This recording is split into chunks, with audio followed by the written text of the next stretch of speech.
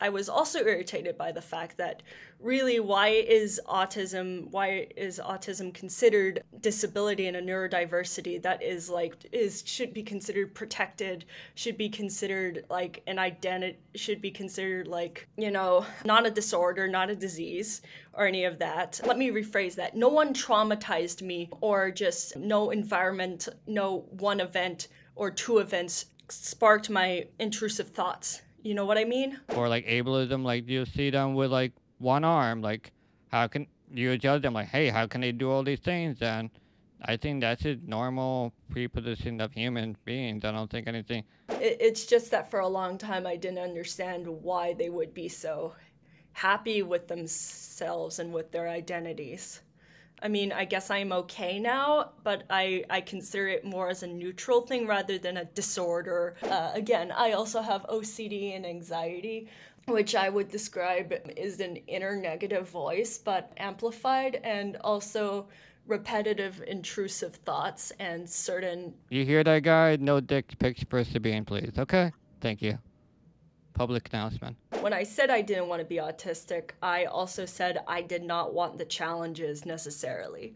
But since I couldn't separate myself from my challenges, I just learned to deal with it. No, I think that, that's dating. You're just exploring your options. Let's put it that way. I'm exploring my options. The idea of like putting out all this internalized hate, and I also still struggle with this, and also this comes back to the dating thing. I sometimes feel bad, and this also is for my family and for my friends. When I go through the tough times, it's like I feel bad. I don't want to be a huge burden, carry all that. I think we have to take care of each other, but I do understand that they're not extent of how much they can take care of you. They can't just like help you like be a caretaker. Just like normal things. Yes, And exactly. In the community, we don't use it, and that's what I had to also unlearn. We don't use severe or low functioning autism, inaccurate and demeaning terms to those who have actually higher support needs.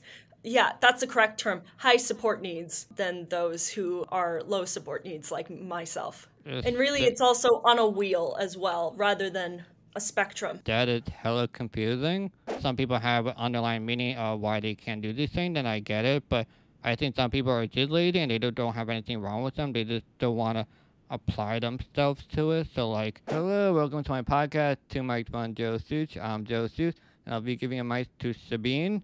She is an autistic. She is an autistic woman who has an interesting history of showcasing her raw journey of self-hate and internalized ableism to becoming more accepting of oneself. How is that journey going for you?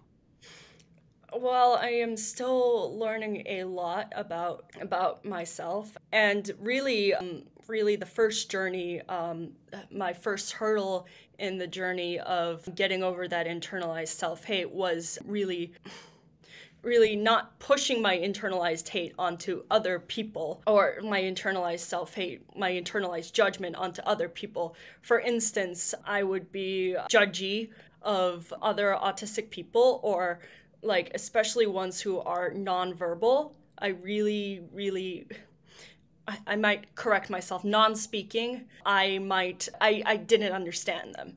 Especially I didn't understand certain behaviors, and I'm like, why am I irritated by this? Why am I irritated by certain behaviors? And I was also irritated by the fact that really why is autism considered a disability and a neurodiversity that should be considered protected, should be considered like an identity, should be considered like, not a disorder, not a disease or any of that, when all those other conditions like OCD, schizophrenia are just as equally valid neurotypes as autism, ADHD, intellectual disability, etc., etc.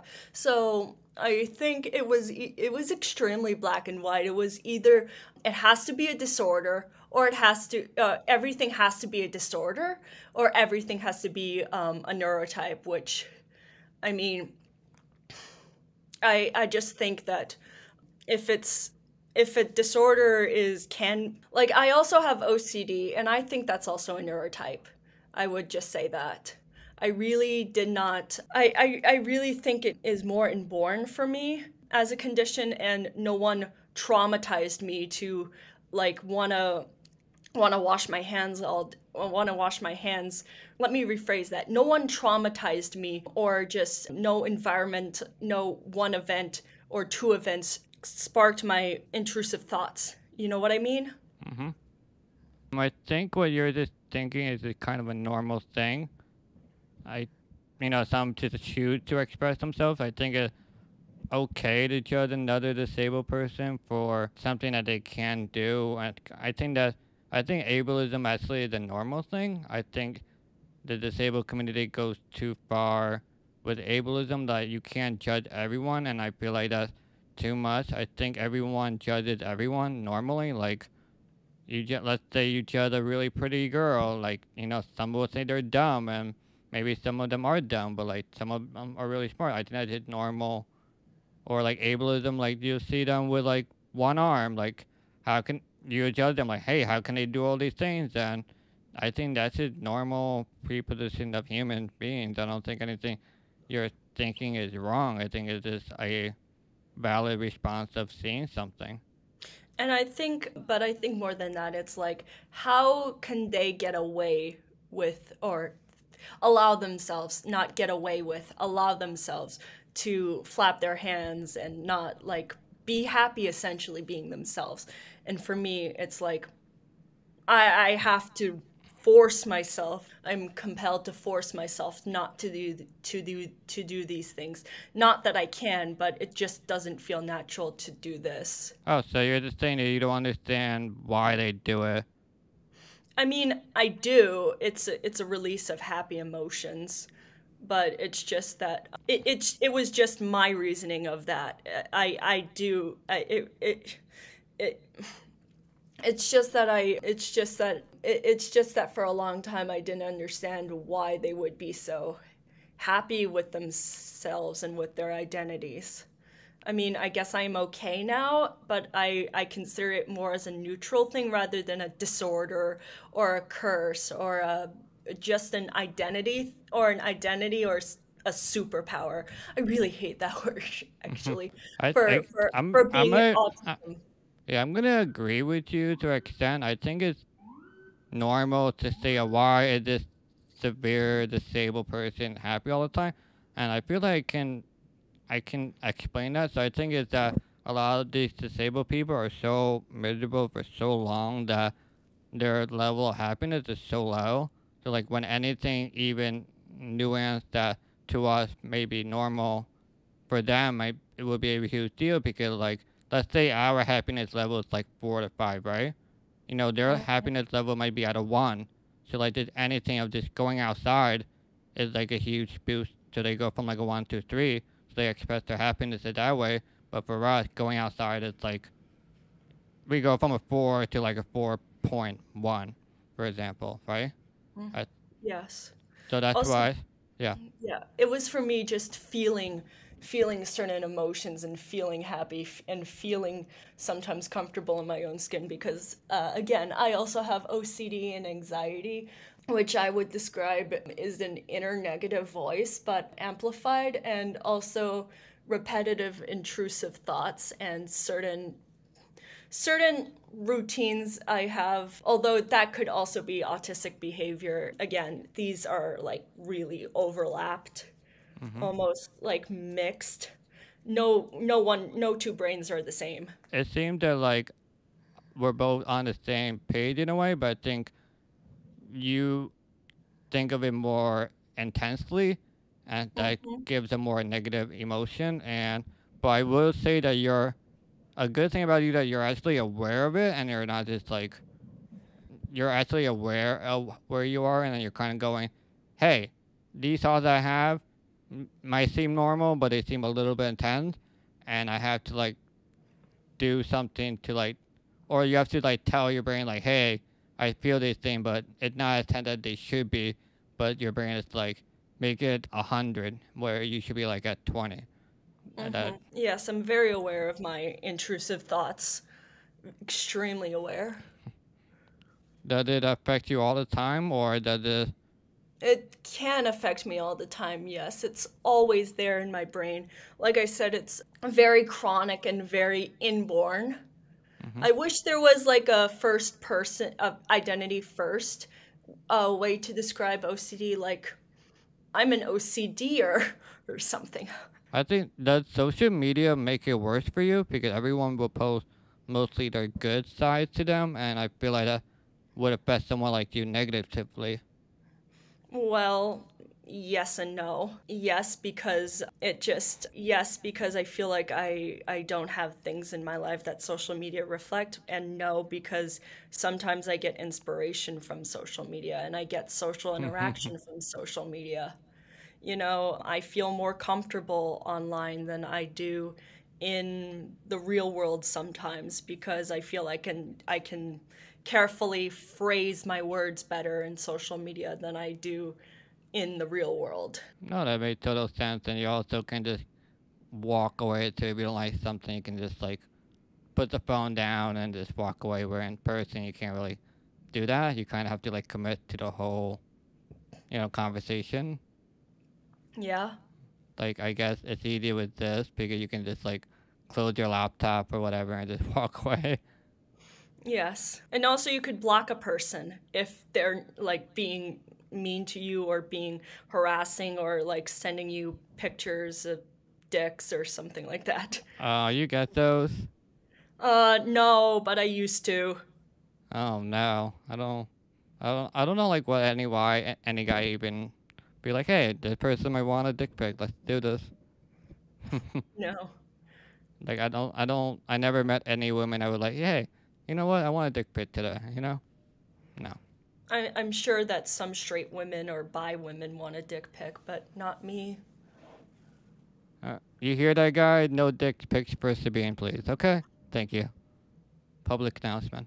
So for everyone that's not aware, Sabine had an interview with Special Books by Special Kids, and then actually two interviews taken at different times. They were combined into one. The earlier video in that video expresses her self-hate and self-ableism. She did not want to be autistic and couldn't understand how everyone else could embrace their disability. Since that first interview, what steps did you take to start blossoming? Oh, well, also with that first interview, when I said I didn't want to be autistic, I also said I did not want the challenges necessarily. But since I couldn't separate myself from my challenges, I just learned to deal with it. So when I say I don't want to be I didn't want to be autistic. I didn't want all the intense mood swings, all the social isolation, and also I know there's going to be people that say, well, there's the society just disables autistic people, and that is partially true, but there's also medical certain there's certain predispositions in the brain that make autistic people differently wired for social communications, and we also don't interact with every autistic person the same way. Yeah, autistic people is such a huge range of like, for one, it's sure everyone has a different personality. That's one thing, and then two, there's such a huge range of just like how they talk and like tics they have or how they express themselves is so range. Like I interviewed a couple of them, and I don't know. I seem to like all autistic people. I don't know if it's luck that I did interviewed all the cool ones, I guess. I mean, I think I have interacted with some autistic kids growing up, and but they were more on the side of they weren't be able to be controlled. So like, I think I got a bad side to them, and like I don't know, I don't like you said. There's so many autistic people, so I don't know like what the percentage of autistic people are like can't control themselves at all or anything. I think got bad. Like one kid like almost choked me on a bus. Oh And, no. and it's like, but like you can't talk to them because they don't like understand it.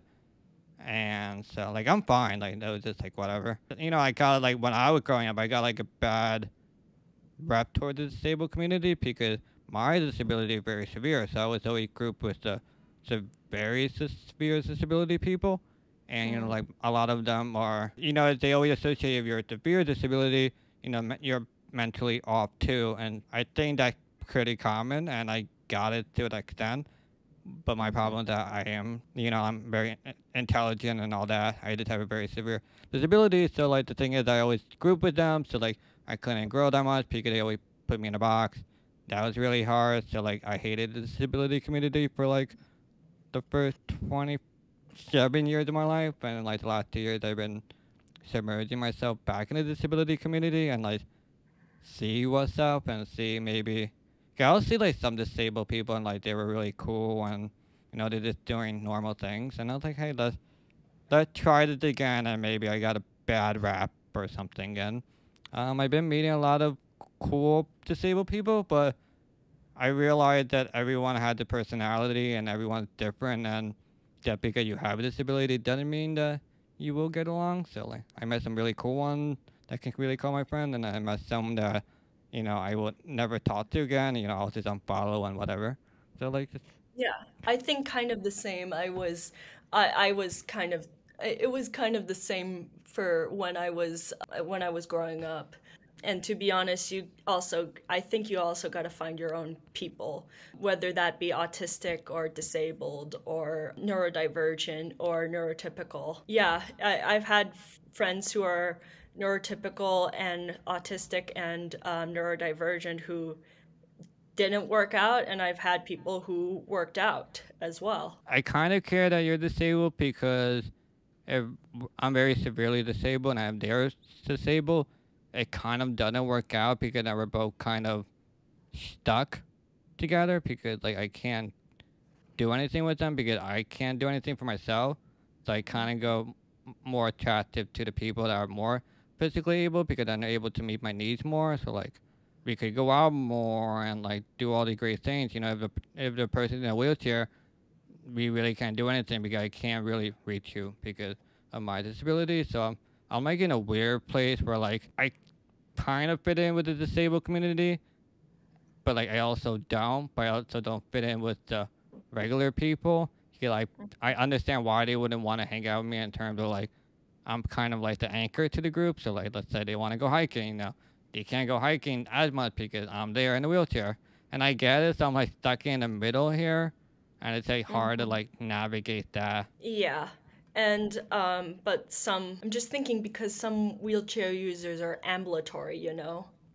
Well, in my case, I'm not. I need someone to wheel me because when I'm in a chair, I can't physically look down, so I can't like get a power chair and wheel myself around. So that's really unfortunate. And then the other thing, I can't feed myself, so even I could go out, I need someone next to me to like feed me throughout the day and stuff too. So it's kind of like everything that could go wrong against me is going wrong against me, and then unfortunate. I also find regular people more attractive than a disabled person.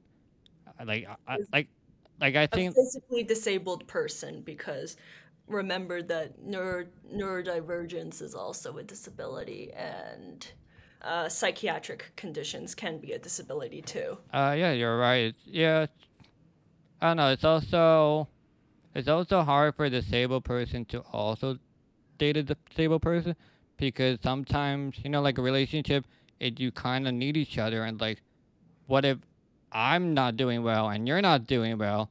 That we're Mm. both gonna suffer.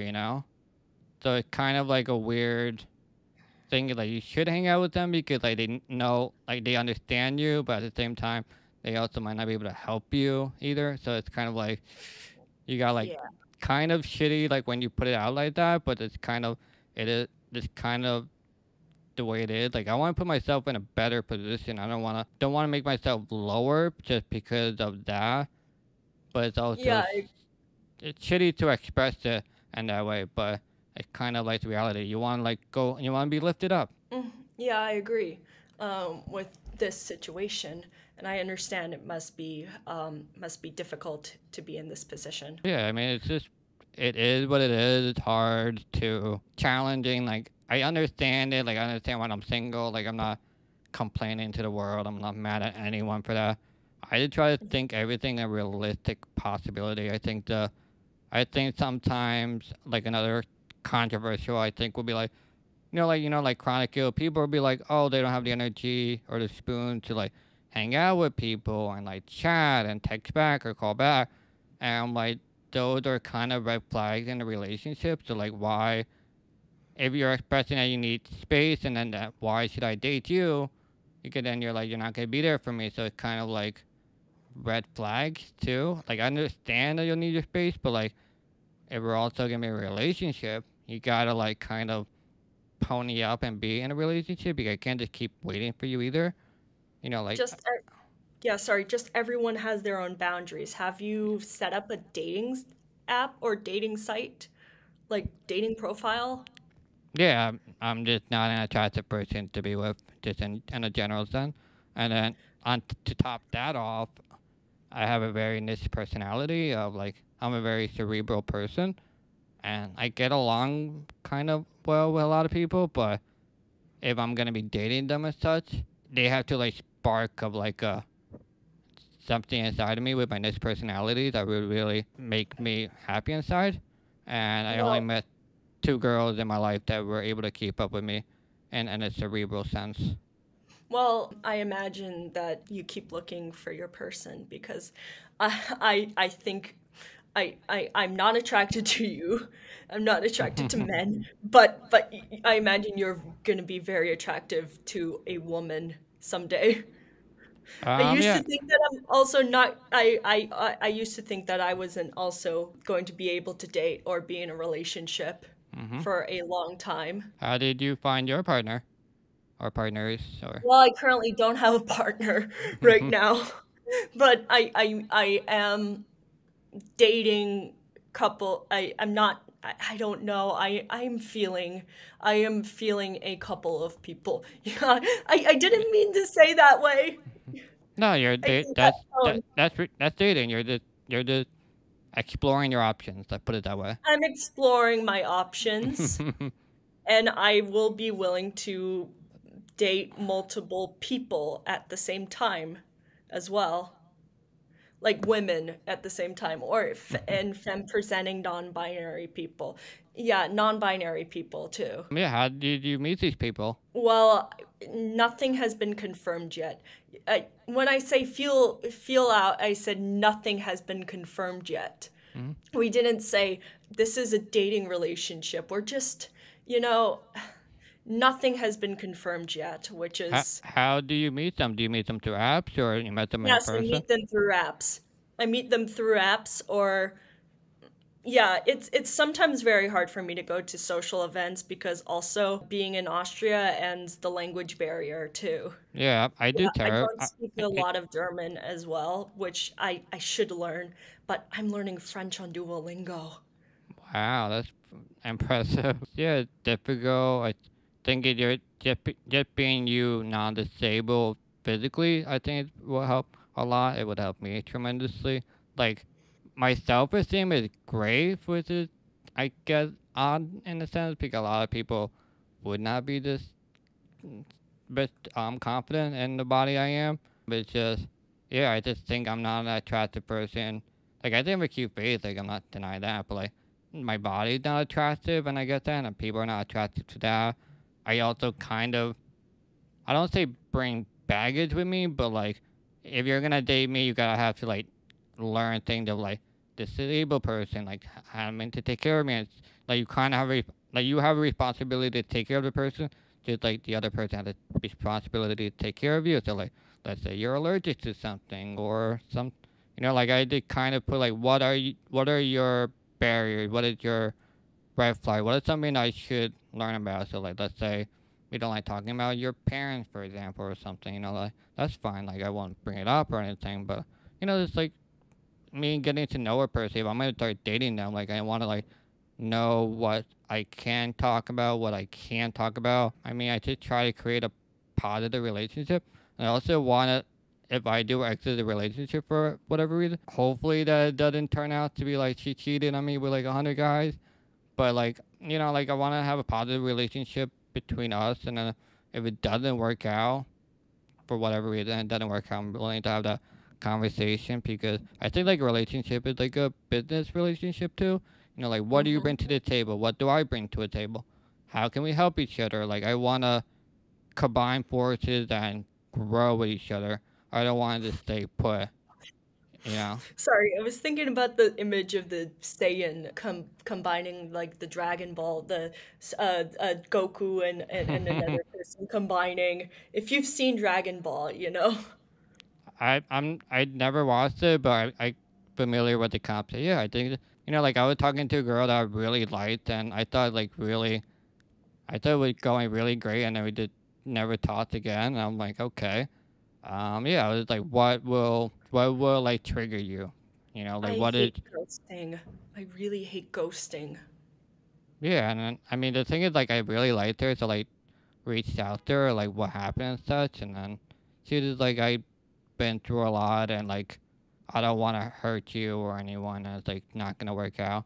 And I'm like, I want to work it out because it's really hard for me to find someone I really really like, and I really wanted to work it out, but it didn't work out. So I'm bummed about that, but the thing is that you got to keep trying, and you know, like to go out there and say you're alone and single, kind of ballsy, because you don't want to express yourself as you're lonely and like weak and anything. But I don't think I know I'm not the only one that's thinking this way. You know, it's kind of happened. Even non-disabled people are having trouble with dating. You know, a lot of people suck out there. Let's just put it that way. Hmm. Yeah, and then like for us disabled people, we have to look for that even smaller niche of people that will like us physically, you know, mentally, will willing to put up with us, with all our mental and physical baggage. I guess that's just the reality of us and everyone is. So now I'm just waiting for all the divorced women to come out into the world, and then I'll find someone then. Yeah. Also, sometimes again, coming back to the idea, when I express the idea of like putting out all this internalized hate, and I also still I struggle with this, and also this comes back to the dating thing. I sometimes feel bad, and this also is for for my family and for my friends when I go through the tough times. It's like I feel bad. I don't want to be a huge burden, you know, Hmm. carry all that baggage. And mainly sometimes, you know, therapy is good for that. Therapy, I like, therapy is wonderful for if you want to get like all the gross and gritty, nitty details and want to just sob into the camera. But, you know, do it with structure, particularly. That's how I do it with my therapist. And yeah, and I remember that's what I have my therapist for. But, you know, sometimes I just feel bad when I have a tough time around people. Like I'm just thinking, like, do I really see myself in this situation? Like, I know they see me as a human being and they see me as Sabine, but and not just like someone to take care of and someone, this disabled person to take care of, or that autistic person to take care of. Unless, you know, someone does, which in this case I really don't like, because I can take care of myself. Thank you very much. In a healthy relationship, you want to take care of each other, or like just know that, like, I don't know, like, what your limits are. So, like, I know one autistic thing is, like, let's say you're going to a concert, and then, like, just at some point, you're just gonna get overwhelmed and everything. It's like, you gotta go. And it's like, so it's like your partner will be like, okay, let's go. You know, like, you're not in a great mind state, and, like, the person is normal, I would assume. They're like, he'll help you out. She'll help you out and do that. I think we have to take care of each other, but I do understand that they're not extent of how much they can take care of you. You know, they can't just like help you like be a caretaker. You know, just like normal things. Yes, And exactly. That's the part of where I'm getting at. yeah, That it makes me feel uncomfortable to have to be taken care of. And I also really don't want to be a part of what's the it's a neutral term. CGL,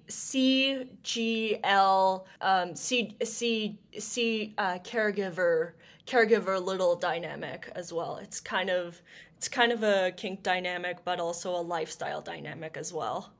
I have never heard of that before. Yeah, Google it for those watching or for those listening because I'm not going to explain on this podcast. I'm aware of like disability kinks and stuff, but I have never come across one. It's not a And disability kink. Normies do it as well. Normie, not disabled people do it. yeah, I think I guess some. I guess you get it more because you're dating women, but I do see some women like to take care of other things, just as they did love to do it.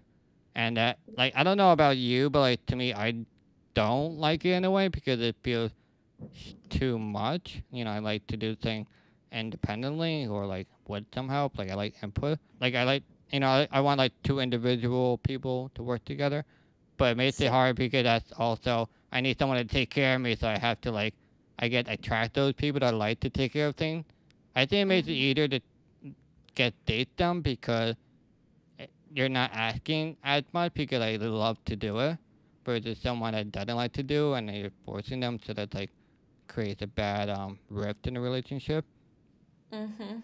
It's And yeah, I never want to be lower than my partner. I always want to be equal to my partner. But how do That's you when you date? Do you unveil your autism, or like how do you approach that topic? yes, I unveil it and I never do it in a dramatic way. I always do it as part of the conversation or to a relevant topic. Okay. So you did kind of like sprinkle it here and there and hope they like. Yes. Yes, I try it. I try to do that. But again, there's also some kind of fear put into it, especially when unveiling it in a professional setting. Hmm. Like Um. filling out job applications, there's always like a part that says, "Do you have a disability?" And I'm like, I answer, prefer not to say because, again, it's technically not legal for companies to discriminate against someone for not hire someone for, But it again, having happens. a disability, but it happens. Yeah. I get it. Yeah. Sometimes get jelly of people that have a mental illness because they can sometimes hide it, and they'll just I don't like Mask it. like I don't know how like severe your like let's say autism is or something, but It's not maybe.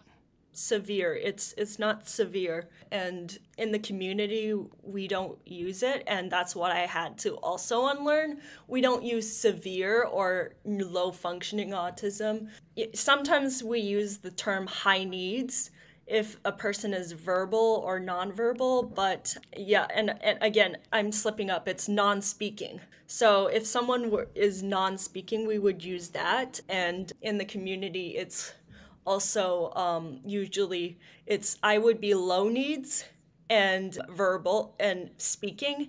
And Jordan Zimmerman in the recent documentary and her recent documentary would be considerably low needs, I think, or mid-tier needs, but she would be non-speaking because she uses AAC, alternative augmented communication via iPad. That is hella confusing. Yeah, That you don't even understand it. Like how like if you don't even understand it, how is a regular person supposed to understand it? because low functioning and severe is really kind of inaccurate and demeaning terms to those who have actually higher support needs. Yeah, that's the correct term. High support needs than those who are low support needs, like myself. It's, And really, that it's also on a wheel as well, rather than a spectrum. that is hella confusing, That's and no. I mean, if you learn it like I did, that's not hella confusing. uh, it's I don't know, I think it's too. I like we're trying to change the language to be more like positive and stuff, but I feel like for me, I just try to call it a spade. To me, I have a severe disability. I have special needs. I know that's I hear now in the disability community, like you can use the word special, and like I have special needs. I have needs that are a regular person doesn't, hence they're special. Like I don't care what you call them. It is what it is, and just I also find language to be in the scope of society standards. I can't, Yeah. like we keep changing terms and such, and like we spend like 5 minutes you explaining the autism, and like that's so confusing. It's more we should go kind of with society, because that's the okay, if you're talking to a regular person of what you're saying, they won't understand it as much. But if you kind of go what they're going, they'll understand it more. I like maybe I'll get backlash from the autism community, but I think there's some that or there has to be a line of there are people that are high functioning and there are people that are low functioning. That I think that's a great way, and there's some are just average. It's always the extreme, Mm-hmm. and I think some are average, some are low functioning, some are high functioning. That's just kind of how it is in life. I'm sure a lot of these low functioning people, we may never see them, like, unfortunately. Like they can't. Mm. It's hard to make a blanket statement because, like, I don't know how many low functioning people out there. Like you'll never see the light of day. They're inside all the time. Maybe they don't even know what's happening around them. Maybe they don't understand social media. No, they do. I some of them at least I know do, like Ben Burrow, Jordan Zimmerman for sure, and the two subjects from the film The Reason I Jump do understand social media. It's just that they don't speak verbally with words. Like, I shouldn't even say verbally because it's like not even true. They don't speak with words. Like, at least like what I am doing, like not in the same way.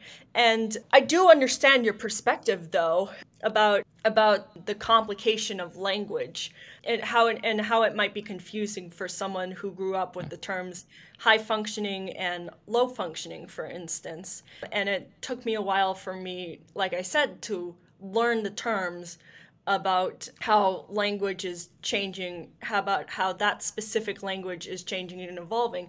And also, some autistic people use the term low functioning and severe for themselves, and it's totally okay. I use the term person with autism and autistic person interchangeably. And I know I'm going to get flack from some people, but I don't care. And I also use on the spectrum as well. As long as You you could, don't call me like a demeaning name like special needs, like a little special. And I think I made a video about the word spaz, and if I, a main point I made is that it matters about context and setting. So like, like if I say you're on a spectrum, that's like you're not gonna take it too hard, like that you are on a spectrum. But like, if someone's trying to do it in a demeaning way, like, oh, Sabine is on a spectrum, and you're like, okay, yeah, I think it's about context and setting and where they're coming from. Like, I'm just I wouldn't take that in the mean way. I would take the R word kind of a little offensively because, to be honest, it doesn't describe me perfectly, you know? And I've used it against myself in some circumstances, but that's not true, you know? but That's not even true. you don't even fit the definition though either. No, but like, what is the definition of of like intelligence? Or yeah, we can discuss intelligence all day long, or Hmm. the definition of that philosophically, you know? I mean, intelligent can be very ambiguous answer.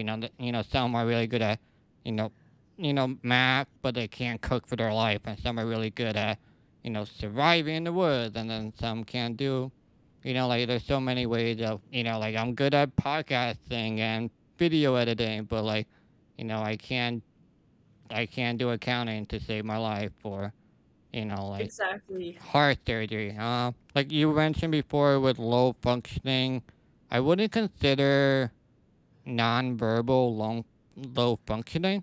I would say low functioning is more of people that can't live by themselves at all. It's hard. You can say like if you remove technology, I think a lot of more would be low functioning. But I say if they can live on their own and stuff, I would consider them low functioning if they can't go out into the world on their own. I would consider them low functioning in a way, So, but would you say that would that make I'm low functioning then. no, no, I wouldn't consider you that because I mean, I wouldn't consider anyone that because, like, any millennial who not any millennial or Gen Zer who can't earn money or go out of the house, not I mean, they not that they don't want to, but they can't earn money because of the economic instability. And neurotypical or not would be considered low functioning because they're staying with uh, their parents. oh no, I don't mean it that way. I'm thinking in terms of like a survival kind of way. Like they can't, they can't think for themselves. They can't make decisions for themselves. They're not aware of what's happening. I think it's more of those kind of things. By that definition, also animals would be considered low functioning, and I think that they can think for themselves, right? They can survive on Uh, their own, like elephants, dolphins, I guess, but like I don't want to apply it to animals. dogs, dogs. You see, it's very interesting philosophical question. I get what you're saying. I'm not trying to apply it to animals, but I do get it. I just say like there are people out there that cannot live on their own. They'll just die in 2 days or are not Or able to make me, decisions or stuff. And then there's people that are, and then there's people that are like lazy. That they'll want to work. They want to stay home on the couch and play video games all day. That's it's or those people. maybe, yeah, or maybe they want to work, but they are unfocused in their own head. Like they have ADHD, or they're depressed and they're not motivated. When I say I don't think anyone's lazy. Uh, In my mind, there's always an underlying reason. Now, some people are just lazy and they just don't want to put the work in, and you, nah, some people are just lazy and they don't want to put the work in. How do you know of a person that does that? Like, for instance, I'm just trying to think of an example of my own life where I didn't want to do math, for instance. I was really struggling with this project, really struggling with math in middle school, and for numerous amounts of my life. And I was putting up some kinds of fights, I remember, in middle school because I was having a difficult time. Now, you could read that as defiant, but I was really, really struggling with with physically doing the problems because I was blocking on the math, and it was more of a mental problem for me, and it was really it was physically frustrating for me to do math. There's always reasons in someone else's head besides, I don't know, laziness. And Uh, even if you throw out the word narcissism, it's just I think narcissism is just a word that is thrown around too much to an actual disorder that a person can have. And with people with NPD, narcissists, it's there's always like a deep self-loathing to them that they just, from what I read, they project onto other people. And so if you have that deep self-loathing and you just have nothing to you, you're just going to project it onto other people and take it out on others. well, I think we're misinterpreting the word lazy. I say lazy is when you're not trying to do anything. Like you were mentioning with your math. Like you aware that you're not good at math, but you're like trying to put the effort into it. There are people that are just will sit on the couch and say don't want to work. There are people that just don't do anything. They just sit on the couch and they just sit in the room and they're not actively trying to do something. There are like well, we can say depression. There are a lot of people that are depressed, and I do get that. But there are also a lot of people who are depressed, but they're putting in the effort to like get better. So they'll go to therapy, like they'll start taking the medicine that they need to. They're like willing to put the effort into it, and I don't think they're lazy. I do understand you're trying to say that some people have an underlying meaning of why they can't do this thing, then I get it. But I think some people are just lazy and they don't have anything wrong with them. They just don't want to apply themselves to it. So like, like before I started doing the podcast and everything, I was kind of so-called a loser. I wasn't trying to do anything, like I wanted to make friends and I wanted to become famous, but like I wasn't putting any effort into anything. So, I just started making videos and started doing a podcast and see if I have a skill for it and applying some effort towards something and hopefully I get it back. Like, but you gotta put yourself forward. You can't just sit in your room and expect someone to give you a job or I you to know.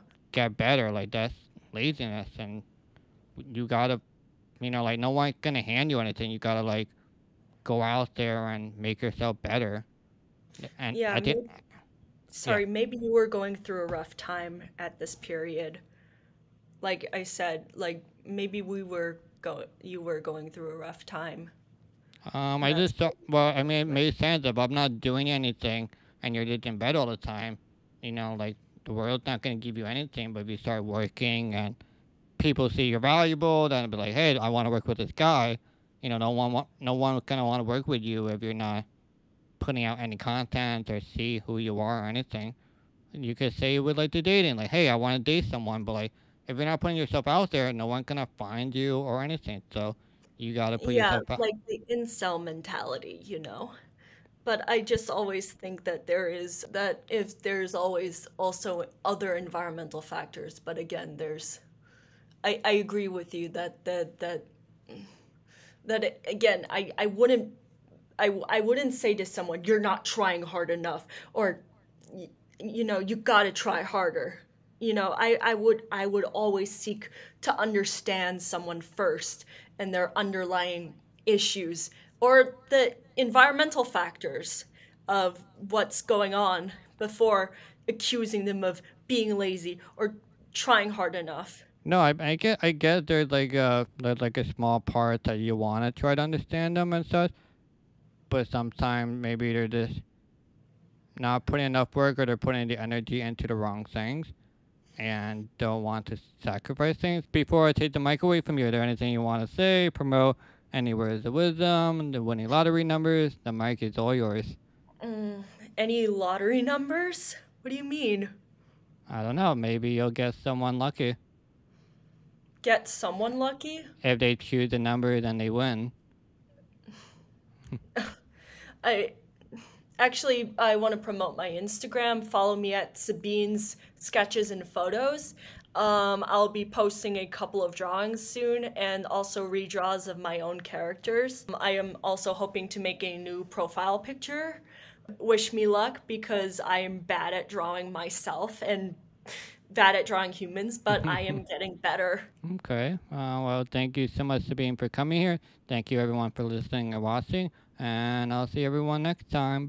And I Bye. hope to continue to have philosophical discussions with you all somewhere in the near future.